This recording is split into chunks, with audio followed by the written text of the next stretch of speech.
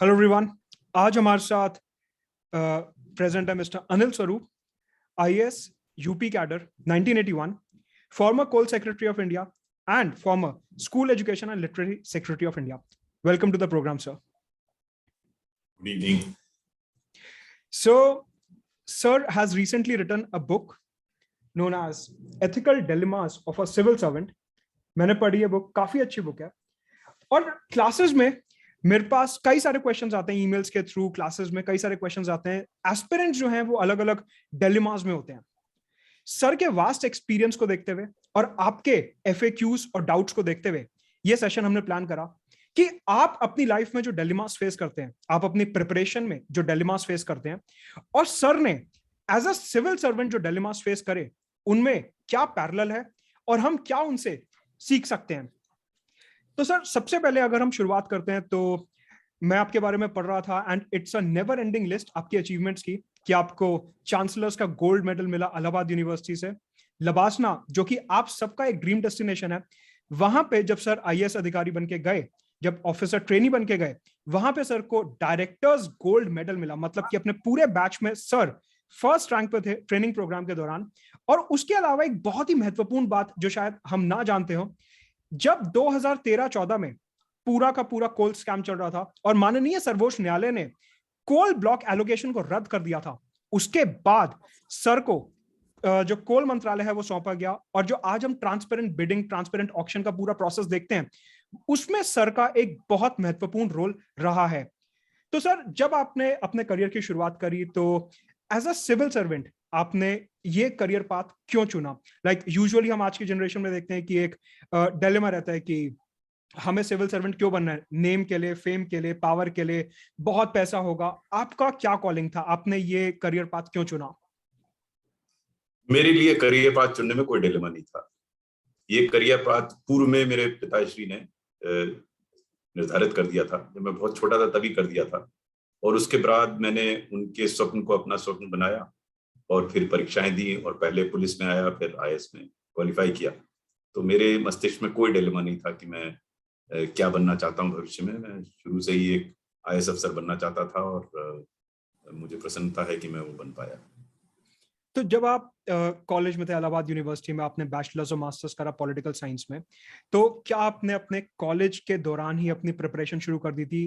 ये सवाल मैं इसलिए पूछता हूं क्योंकि बहुत से ऐसे एस्पिरेंट्स हैं जो वर्किंग प्रोफेशनल्स हैं, बहुत से ऐसे एस्पिरेंट्स हैं जो अपने बैचलर्स कर रहे हैं, मास्टर्स कर रहे हैं, तो उनको ये डिलेमा रहता है कि क्या हम अभी तैयारी करें या पहले डिग्री पूरी कर लें, उसके बाद तैयारी शुरू करें। तो आपका किस तरीके से वहां पर रास्ता रहा था? मेरे इस बारे में स्पष्ट मत है। जीनियस के लिए तो मैं नहीं सुझाव देता, लेकिन जो सामान्य मेरी तरह लोग हैं उनको मैं अवश्य कहता हूं कि यूपीएससी की तैयारी आप अंत में नहीं कर सकते। आपको तैयारी पहले शुरू करनी है। और तैयारी का मतलब ये नहीं है कि आप सब्जेक्ट पढ़ना शुरू करें। दो पहलू हैं इसके तैयारी के। पहला ये कि अपना जो संवाद यानी कि कम्युनिकेशन स्किल्स जो हैं उनको सुधारने का प्रयास करना चाहिए, और ये काम जो है 6-8 महीने में नहीं हो सकता, इसके लिए थोड़ा समय लगता है। तो मैं सुझाव देता हूं सब स्टूडेंट्स को जो सिविल सर्वेंट बनना चाहते हैं कि जब बीए में आए, बैचलर्स में आए, तभी से अपने कम्युनिकेशन स्किल्स को सुधारने का प्रयास करें। कम्युनिकेशन स्किल्स अगर वो सुधारेंगे तो चाहे वो सिविल सर्विस में आए या ना आए, उनको अपने जीवन में सफलता मिलेगी। क्योंकि आपके मस्तिष्क में चाहे जो कुछ भी हो, अगर आप उसकी अभिव्यक्ति यानी कि उसको एक्सप्रेस नहीं कर सकते सही से लिखने में या बोलने में, तो सब ज्ञान बेकार है। आपको उसकी अभिव्यक्ति का तरीका आना चाहिए, और वो कम्युनिकेशन स्किल्स से आता है। एक तो कम्युनिकेशन स्किल्स इंप्रूव करें। दूसरा, मैं अक्सर कहता हूं जो जितने प्रयासरत हैं सिविल सेवा में आने के लिए, उनको मैं सुझाव देता हूं कि जनरली अवेयर रहें, जनरल अवेयरनेस बढ़ाएं।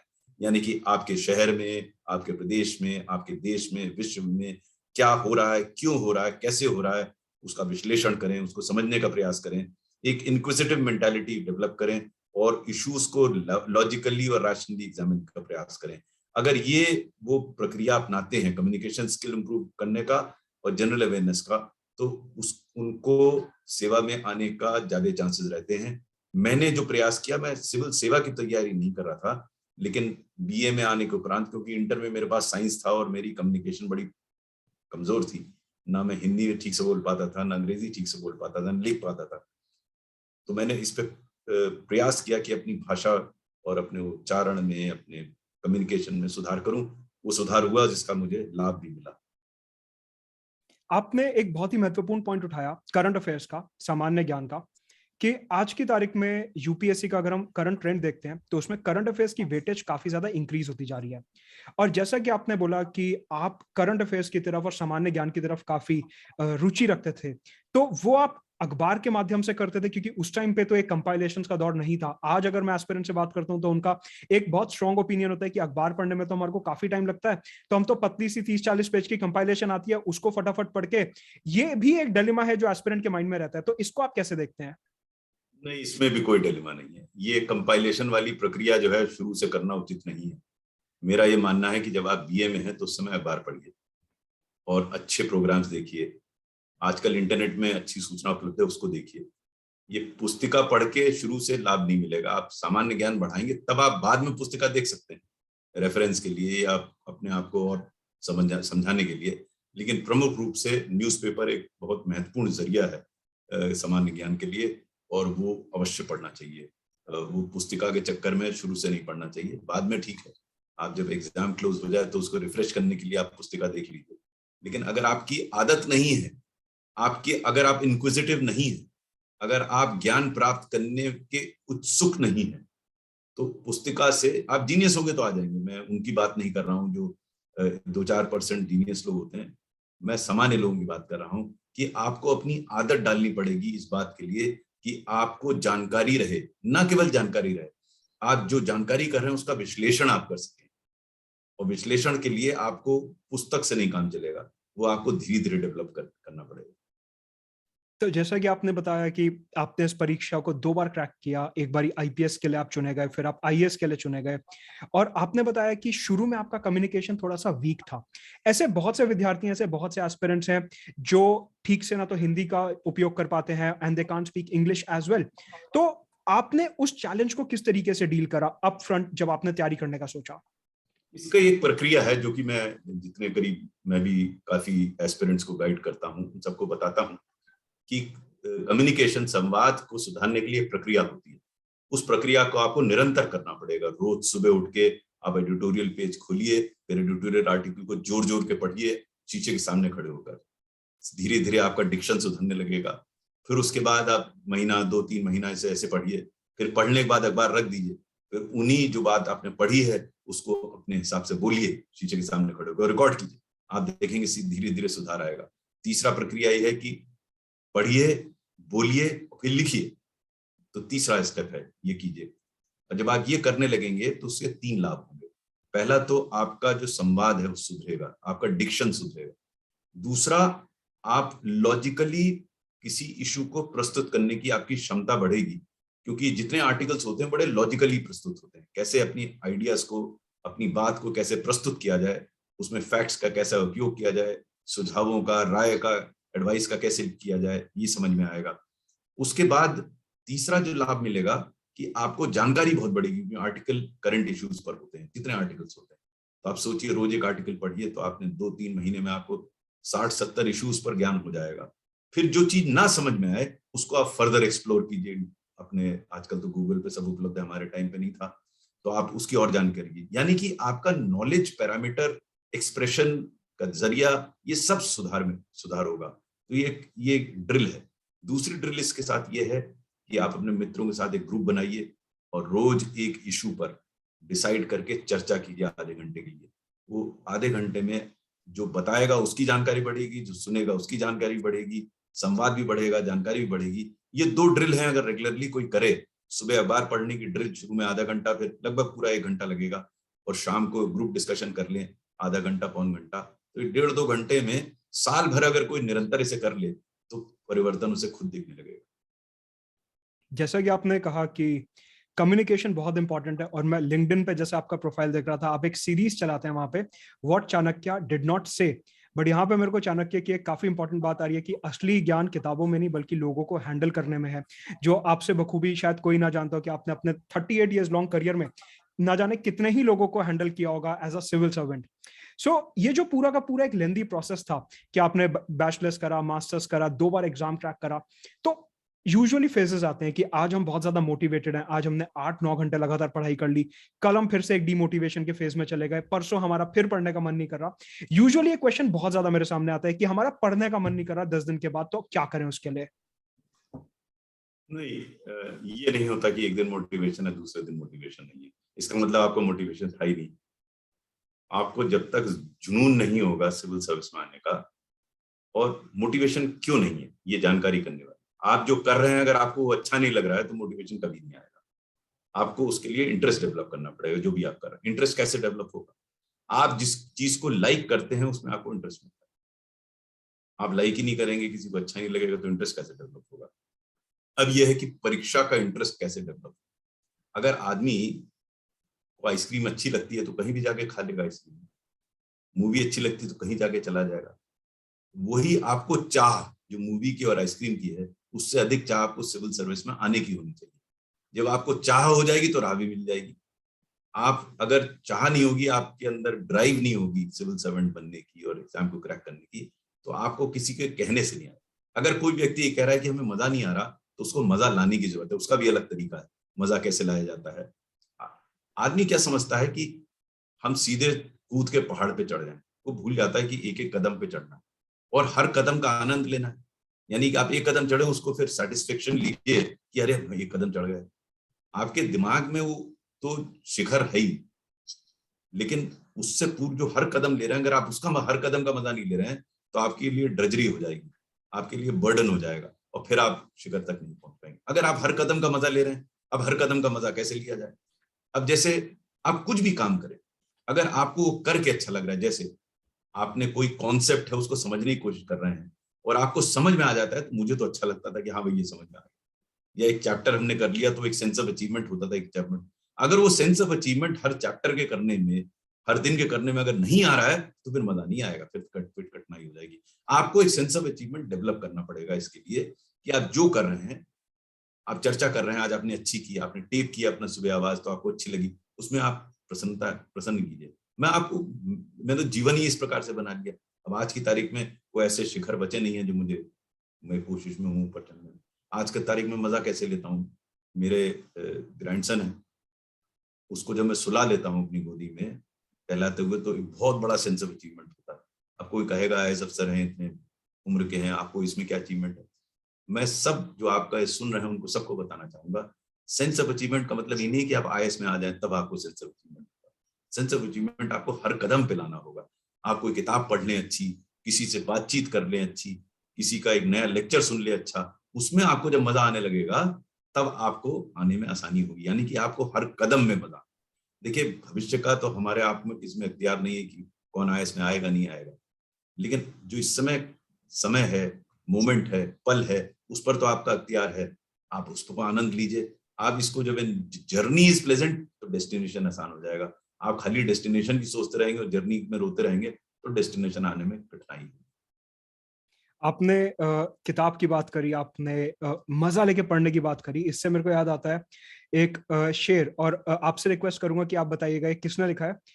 मुख्तसर सी जिंदगी के अजब से अफसाने हैं, यहाँ तीर भी चलाने हैं, परिंदे भी बचाने हैं। ये तो मेरी पुस्तक का आरंभ ही ये में जो आप ही की पुस्तक का इसमें प्रीफेस था। है। तो क्योंकि और आपने ये किताब और मजा दोनों की बात करी, तो जितने भी ये लोग ये वीडियो देख रहे हैं, मैं उनको बताना चाहूंगा कि ये जो पर्टिकुलर बुक है, ये बहुत ही पतली सी बुक है, आपको मोटी लग रही होगी, 240 पेजेस की बुक है और कोई बहुत ज्यादा नहीं है। सर ने इसमें बेसिकली क्या करा है, जो मेरे को सबसे इंट्रीगिंग फैक्टर लगा यहाँ पे, कि आप में से बहुत लोग क्लास में पूछते हैं कि क्रिटिकल थिंकिंग कैसे डेवलप करें, एक सिविल सर्वेंट में एप्टीट्यूड कैसा होना चाहिए, अगर हमारे सामने कोई केस स्टडी है, कोई प्रॉब्लम है, तो हमारा दिमाग किस डायरेक्शन में चलना चाहिए।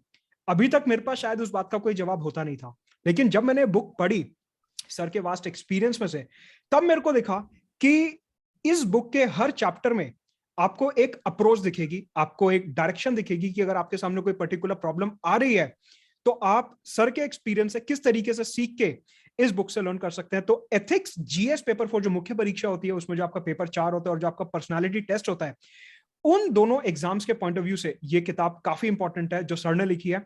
ये बुक का जो लिंक है वो डिस्क्रिप्शन में आपको नीचे मिलेगा, so do check out this particular book. जी सर, आप कुछ कह रहे थे। नहीं, मैं ये सिर्फ बता रहा था आपको कि इसको मैंने इस वजह से लिखा, इस जो आपने शेर पढ़ा, जी ये इसलिए मैंने लिखा कि लोग ये समझें कि सिविल सेवा जो है वो आसान नहीं है, यहाँ कठिन है। लोग समझ के आते हैं कि वहां हमें खूब पावर मिलेगी, खूब हम काम करेंगे, मतलब हमें wield a lot of power, but ये वास्तविक जिंदगी ये नहीं है। वास्तविक जिंदगी ये है कि यहाँ पे आपको काम बहुत करना पड़ेगा, कठिन कार्य, आसान नहीं है। आपको उस कार्य में जब आपकी आदत पड़ जाएगी तो आपको उस कार्य में मजा आने लगेगा, और जब मजा आने लगेगा तो आप सिविल सेवक जब बन जाएंगे तब भी आपको उसका आनंद आएगा। लेकिन अगर आपको मजा नहीं आ रहा है पॉइंट, तो आप सिविल सेवा में आ तो जाएंगे, वहां परेशान हो जाएंगे। मैं कई अधिकारियों को जानता हूं जो आ जाते हैं सिविल सेवा में और सोच के आते हैं कि हम बहुत कुछ तीर तोप चला लेंगे, लेकिन यहाँ आके फिर वो परेशानी में फंस जाते हैं। तो मेरा ये मानना है कि आपको ये समझ के चलना होगा कि यहाँ पर आपको तीर भी चलाने और परिंदे भी बचाने, और अगर आपने इसकी आदत नहीं डाली तो सेवा में आना तो कठिन होगा कि इस तरीके से आ भी गए तो आपको यहाँ आनंद नहीं आएगा, और फिर आपको 30-35 साल परेशानी में रहना पड़ेगा। मैं जानता हूँ कई लोगों को। तो मैं सबको यही सुझाव देता हूँ बार बार कि आप हर पल को एंजॉय करने का प्रयास कीजिए, चाहे वो तैयारी कर रहे हो, चाहे सिविल सेवा में है। अगर आप वो सेंस ऑफ सेटिस्फैक्शन आपको नहीं मिल रहा है तो फिर समस्या आ जाएगी। तो मैं सब लोगों को ये सुझाव देता हूं कि आप मोमेंट्स को एंजॉय कीजिए और प्रयास कीजिए। जैसे मुझसे लोग पूछते हैं कि आप कैसे एंजॉय करते थे, कैसे आप उस, तो मेरा ये सुझाव रहता है सबको कि अपना जो भी कार्य कर रहे हैं उसे ऐसी चीज से जोड़िए जो आप ऑलरेडी लाइक करते हैं। जैसे उदाहरण के लिए, जब मैं सिविल सेवा की तैयारी कर रहा था तो उससे मैंने लॉ एक सब्जेक्ट किया था, उसमें मुझे 700 केस स्टडीज याद करने थे। किसी ने मुझे बताया कि सुबह उठिए तो जल्दी याद हो जाएगा। अब देर से उठने की आदत थी, अब सुबह कैसे उठा जाए, आदत कैसे बदले। तो उस वहां पे मैंने एक्सपेरिमेंट किया कि उन दिनों इंडिया की टीम ऑस्ट्रेलिया जा रही थी। मैं क्रिकेट का बहुत शौकीन, और वहां 5 टेस्ट खेलने थे। तो जो क्रिकेट के शौकीन है उनको पता होगा कि ऑस्ट्रेलिया में जो टेस्ट मैच है सुबह इंडिया टाइम से 5:30 बजे शुरू हो जाता है। तो 5 दिन का एक टेस्ट मैच होता था, 5 टेस्ट मैच खेलने थे इंडिया। तो उन दिनों टेलीविजन तो था नहीं, कमेंट्री सुनते थे रेडियो में। तो सुबह 5:30 से कमेंट्री आती थी, तो मैं सुबह 5:30 बजे उठता था देखने के लिए और सुनने के लिए। और चूंकि वो मुझे पसंद था इसलिए मैं उठ जाता था। 25 दिन उठा मैं, उसके बाद मेरी आदत पड़ गई सुबह जल्दी उठने की। तो आजकल मैं लोगों से कहता हूँ आप ऐसा कीजिए, ऐसा मित्र पालिए, ऐसी गर्लफ्रेंड पालिए, ऐसा बॉयफ्रेंड पालिए जो कि सुबह जल्दी उठता हो। वो फोन करेगा तो आप उठ जाएंगे, खुशी खुशी उठेंगे। पढ़ाई के लिए आपको लगेगा कहाँ उठ रहे हैं, सो जाएं, लेकिन उनका फोन आएगा। ऐसे आदत डाल लीजिए तो आपको अच्छा लगने लगेगा। जब एक बार सुबह उठने का आपको आनंद आने लगेगा, सुबह का ठंडा मौसम और जल्दी याद होने लगेगा, तो आपको वो चीज जिसको आप सोच नहीं सकते अच्छी लगने लगेगी। तो आपको जोड़ना पड़ेगा ऐसी चीज के साथ। जैसे एक जोड़ेंगे तो आप ये कि आपके अंदर एक मोटिवेशन है कि आपको सिविल सर्विस में आना है, एक आपको जगह पर जाना, वो एक मोटिवेशन। उसमें जो आप कदम उठा रहे हैं फिर आपको अच्छे लगने लगेंगे। ये थोड़ा बिल्ड करना पड़ता है। तो जैसा मैं आपके बारे में पढ़ रहा था उसमें मैंने एक बहुत ही इंटरेस्टिंग चीज पढ़ी कि इंडिया टुडे की साइड से आपको 35 एक्शन हीरोज ऑफ चेंज का भी अवार्ड मिला था। मतलब कि आप बदलाव में बहुत विश्वास रखते हैं कि बदलते समय के साथ हमारे को बदलते रहना चाहिए और समाज को भी बदलना चाहिए। इस कॉन्टेक्स्ट में अगर हम अपने एस्पिरेंट्स की बात करें, और आप इतने एस्पिरेंट्स को गाइड करते हैं, आप इंटरव्यू बोर्ड्स में भी हैं, पैनल्स में भी हैं, आपको क्या लगता है कि आज का जो एस्पिरेंट है वो सबसे बड़ी गलती क्या कर रहा है और उसको क्या बदलना चाहिए? अगर आप किसी एस्पिरेंट में कुछ बदलना चाहें तो आप क्या बदलना चाहेंगे? देखिए, ये जनरलाइज करना उचित नहीं होगा कि एस्पिरेंट्स में क्या प्रॉब्लम। हर एस्पिरेंट की, जितने मैं तो सैकड़ों लोगों से बात करता हूँ, हर की अलग समस्या है और जनरलाइज करना उसके लिए उचित नहीं होगा। सामान्य रूप से मैं सबको यही सुझाव देता हूं कि पहली चीज तो आप सही गाइडेंस लीजिए। और गाइडेंस वो मेरे पास आते मैं गाइडेंस नहीं दे सकता। मैं 40 साल पूर्व में मैंने एग्जाम लिया था, अब एग्जाम की पूरी प्रक्रिया चेंज हो गई है। आप किसी ऐसे व्यक्ति के पास जाइए जिसने भी कुछ सालों पूर्व सिविल सेवा में आया हो, वो ज्यादा अच्छा गाइड करेगा कैसे दे। Guidance important. दूसरा, गाइडेंस के साथ साथ आप प्लान करेंगे, प्लानिंग ठीक होनी चाहिए। प्लानिंग कैसे होनी चाहिए कि आप पूरे दिन की दिनचर्या निर्धारित कीजिए। अगर आप डिसिप्लिन नहीं करेंगे अपने आप को तो सामान्य व्यक्ति नहीं आएगा, वही मैंने कहा जीनियस तो आ जाएगा, उसको इतना सब करने की जरूरत नहीं। जैसे मैं प्लान करता था, पूरा दिन मेरा हर दिन प्लान रहता था, फिर उस हिसाब से हफ्ता प्लान होता था, उसमें महीना प्लान होता था। तो प्लानिंग बहुत जरूरी है। तीसरा, जिससे आप गाइडेंस लेंगे वही आपको पुस्तकें सही बताएगा, वो पुस्तिका नहीं बताएगा जो आप शुरू में कह रहे थे, सही पुस्तकें बताएगा जहां से आप उसको पढ़ें। चौथा ये कि जो पूर्व वर्ष के प्रश्न आए हैं और जो सिलेबस है उसको ध्यान से देखना होगा, जिससे हम वही पढ़ें जो कि आवश्यक है। फिर वो बात मेहनत की आती है कि मेहनत का तो कोई दूसरा जरिया है नहीं, there is no substitute for hard work, hard work तो करना पड़ेगा। और फाइनली इंपॉर्टेंट ये है कि आप हर वक्त को, हर पल को एंजॉय करें जो आप कर रहे हैं। ड्रजरी ना लगे कि मैं कहाँ फंस गया, मैं क्या कर रहा हूँ। और ये मुझे वाकई नहीं समझ में आता, कोई कहता है कि आज मुझे ठीक लग रहा है, कल नहीं लग रहा है। अगर ठीक लग रहा है तो ठीक लग रहा है, वो आजकल की बात नहीं हो। कोई तबीयत खराब हो तो बात अलग है, लेकिन साइकोलॉजिकली अगर आप पैशनेट हैं अपने लक्ष्य के लिए, तो पैशन ही आपको ड्राइव करता है आगे बढ़ने के लिए। और आप नहीं लाइक करें, इसका मतलब you are not sufficiently passionate about the objective. So आपने बहुत ब्यूटीफुली इस चीज को बोला कि स्टैंडर्ड बुक्स पढ़ना और जो क्वालिटी बुक्स हैं उनको पढ़ना बहुत जरूरी है, और PYQs को देखना, उनको प्रैक्टिस करना, उनसे लर्निंग आउटकम्स लेना कि एग्जैक्टली एक टॉपिक को किस डायरेक्शन में पढ़ना है, वो बहुत ज्यादा जरूरी है। तो यहाँ पे आपने बात करी कि एस्पिरेंट्स का नंबर बहुत ज्यादा है और कुछ सेवा में जाएंगे, कुछ नहीं जा पाएंगे। ऐसे में जब आप एक छात्र थे और आप जब सिविल सर्विस परीक्षा की तैयारी कर रहे थे, उस टाइम पे क्या आपने कभी कोई करियर बैकअप या प्लान बी के बारे में सोचा था? जो आज एस्पिरेंट्स कई बार ये सवाल पूछते हैं कि क्या हमारे को प्लान बी के बारे में सोचना चाहिए, क्या करियर बैकअप होना चाहिए या नहीं। फ्रैंकली स्पीकिंग, मैंने कोई प्लान बी नहीं सोचा। आज की तारीख में हमारे टाइम पे बहुत ज्यादा प्लान बी अवेलेबल भी नहीं। BA MA करने के बाद क्या भी प्लान बी अवेलेबल है? मतलब हम अगर इंजीनियरिंग करे होते तो प्लान बी सोच लेते, MBA करे होते तो प्लान बी सोच लेते। उस समय और जॉब अपॉर्चुनिटीज नहीं थी, या ये कीजिए नहीं तो फिर कहीं लेक्चरर बन जाइए। मैंने सोचा नहीं था कि मैं लेक्चरर बनूंगा। मैं टोटली फोकस था कि मुझे आना ही है सिविल सेवा, और मेरी पूरी तैयारी शुरू से ही उस तरफ थी। और स्कूल में भी मैं डिबेटिंग वगैरह करता था, तो उसका उद्देश्य यही था कि मैं अपना स्किल्स बना सकूं, कैपेबिलिटी बना सकूं, जिससे मैं सिविल सेवा में आ जाऊं। तो आज का जो एस्पिरेंट है, अगर वो आपसे पूछे कि उनके पास करियर बैकअप प्लान भी होना चाहिए या नहीं, तो आप उन्हें क्या एडवाइस देना चाहेंगे उसके लिए? मैं कहूँगा अभी तो कोई नहीं, अभी तो फोकस करो तुम। 1 साल 1.5 साल टोटल इसमें लग जाओ, क्योंकि करियर बैकअप के बारे में सोचोगे 1.5 साल में कुछ करोगे तो है नहीं, उसके बारे में परेशान हो रहे हो। जो भी करना है 1-1.5 साल फोकस हो, नहीं हो तो फिर सोचोगे दूसरे करियर। लेकिन बैकअप साथ साथ आप तैयारी करोगे तो आज के कंपटीशन में मुश्किल है आना। आते हैं लोग, कुछ और करियर में लग के आ जाते हैं, ऐसा नहीं है कि नहीं आते, खूब आते हैं।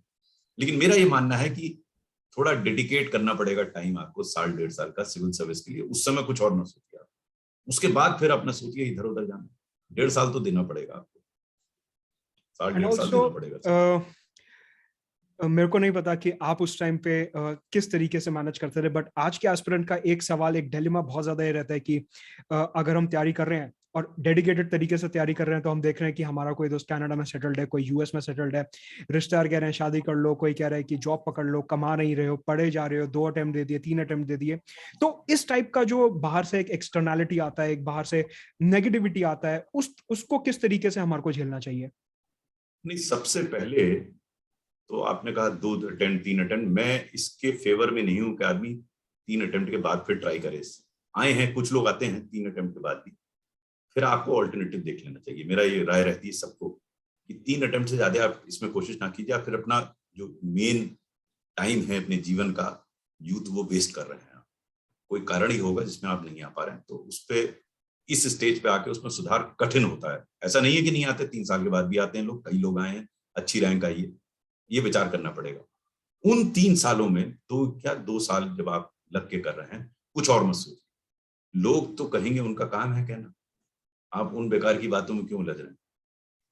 नौकरी करो, उनसे कहो कि 2 साल मैंने अपने लिए लिए हैं, मैं इसमें कोशिश कर रहा हूँ, उसके बाद जो आप कहेंगे करूंगा, चाहे फादर हूँ चाहे बाहर के हूँ। अगर आप चाहते हैं सिविल सर्वेंट बनना, सिविल सर्वेंट ऐसे नहीं बनता है। उसके लिए आपको फोकस्ड और कमिटेड होना पड़ेगा, और बाकी डिस्टर्बेंस को और जितनी नॉइज है उसको अवॉइड करना पड़ेगा। आपको टोटली फोकस होकर अपने लक्ष्य की ओर बढ़ना है। और लोगों का कहना तो आप उसको तो रोक नहीं सकते। वो है ना, विंस्टन चर्चिल ने कहा, if you keep throwing stones at every dog that barks at you, you'll never reach your destination. So I'm not calling them dogs, but जो भी है उनको कहने दीजिए। आपको अगर आपने एक बार मंशा बना ली कि सिविल सर्विस में आना है, तो फिर आपको थोड़ा टाइम देना पड़ेगा, टोटली कमिटेड। फिर डाइवर्जन नहीं, वो सेकंड क्या करना है इसके बाद नहीं आए तो क्या करना है, नहीं सोचना। वो आप सोचिए उसके बाद, क्योंकि आप जब तैयारी कर रहे हैं सिर्फ उसी के लिए तैयार है। एक चीज ध्यान रखिए कि अगर आप अपनी कम्युनिकेशन स्किल्स और जनरल अवेयरनेस इंप्रूव कर रहे हैं तो इसका लाभ आपको अगर आप सिविल सर्विस में नहीं भी आए तो भी होगा अन्य सेवाओं में, क्योंकि कम्युनिकेशन स्किल्स हर जगह जरूरत है। तो इन दो चीजों पर फोकस करना बहुत जरूरी है। एंड सर एक लास्ट क्वेश्चन जो मैं आपसे पूछना चाहूंगा, you have shared a lot of words of wisdom with us of course, कि जब हम डिटेल्ड एप्लीकेशन फॉर्म डैफ फॉर्म भरते हैं उसमें यूजुअली एस्पिरेंट्स का एक क्वेश्चन आता है कि हॉबीज के बारे में हमारे को क्या करना चाहिए, अभी से कोई हॉबी डेवलप करें। और मेरा हमेशा एक स्टैंडर्ड आंसर रहता है कि हॉबी कुछ ऐसा होता है जो आप डेवलप नहीं कर सकते, हॉबी आपके अंदर से एक चीज होती है जो आती है। तो इसमें आपकी क्या राय रहेगी कि एक एस्पिरेंट को पढ़ाई के साथ साथ और क्या करना चाहिए?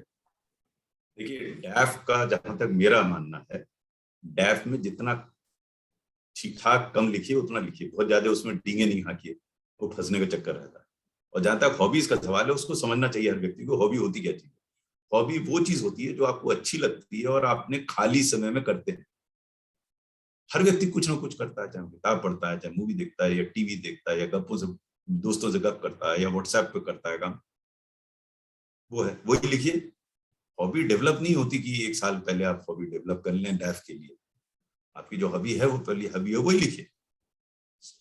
तो और ये कभी ना समझिए कि हॉबी में आपको एक्सपर्ट होना पड़ेगा, क्योंकि अगर एक्सपर्टीज है तो हॉबी नहीं है। हॉबी तो वो होती है जो आप, जैसे मुझसे आईएस नहीं, एक अन्य इंटरव्यू में किसी ने मुझसे पूछा कि आपने म्यूजिक लिख रखी है, अपनी हॉबी क्या है? मैंने कहा, मुझसे पूछने लगे आप गाना गा सकते हैं यहाँ पर? मैंने कहा नहीं साहब, मैं कान से हूँ तान से नहीं हूँ। सब हंसने लगे। तो मैं, अगर मुझसे पूछते भी, मैं कोई जवाब नहीं देता उनको कि मैं म्यूजिक अच्छा लगता है इसलिए सुनता हूँ। मैं कोई गायक थोड़ी ना हूँ, या मैं शास्त्रीय संगीत में थोड़ी ना। अगर आपने उन्हें शास्त्रीय संगीत लिख दिया, क्लासिकल म्यूजिक, तब आपको, देखिए डैफ में मैंने कई देखे हैं जो मुझसे एडवाइस ले लेते हैं, उनको मैं समझा देता हूँ भाई क्यों बंदर के हाथ में अस्त्र थमा रहे हो, सोच समझ के लिखो, ज्यादा लिखने की जरूरत नहीं है। डैफ में ज्यादा लिखने से ज्यादा नंबर नहीं मिलते।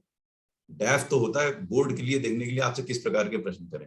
तो आप जिसमें कंफर्टेबल है लिखिए, उसमें जो आपकी जेन्युइनली हॉबी वो लिखिए, क्योंकि आप पे जवाब दे पाएंगे।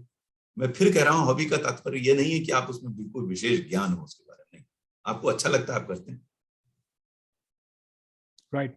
और सर आखिरी में आप कुछ अपनी बुक के बारे में बताना चाहेंगे कि अगर एक एस्पिरेंट इस बुक को पढ़ते हैं तो उनको क्या इस किताब से लाभ मिलेगा और क्या उन्हें सीखने को मिलेगा?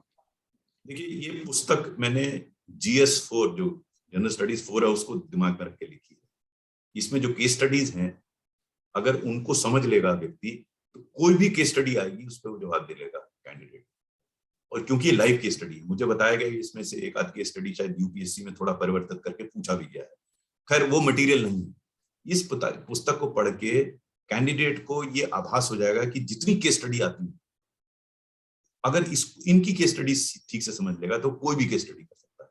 क्योंकि अभी तक मुझे कोई ऐसा प्रश्न नहीं दिखा दिया स्कोर में जो कि इसमें जो केस स्टडीज है उससे नहीं समझा जा सके। तो अगर इसको पढ़ेंगे तो उनको GS4 में लाभ होगा। उसके अलावा अगर सिविल सेवा में आ जाएंगे तो लाभ होगा इसको। राइट। तो GS पेपर 4 और साथ के साथ पर्सनालिटी टेस्ट में भी आपको एक नजरिया मिलेगा। तो इस बुक का जो लिंक है वो मेरे डिस्क्रिप्शन और पहले कमेंट में पिन्ड होगा। टेलीग्राम पे भी शेयर कर दूंगा, आप में से जो लोग मेरे टेलीग्राम चैनल पे हैं बुक को जरूर ऑर्डर करिए। मैंने पर्सनली ये बुक पढ़ी है और मैं पर्सनली सबको रिकमेंड करूंगा, काफी अच्छी किताब है। So do go for this particular book written by sir. तो यहाँ पे आप सबसे हम धन्यवाद करना चाहेंगे आपके समय के लिए। And thank you so much sir, आपने अपना कीमती समय हमारे को दिया और अपने वर्ड्स ऑफ विजडम हमारे साथ सब एस्पिरेंट्स के साथ शेयर करें। Thank you so much for that. Thank you very much.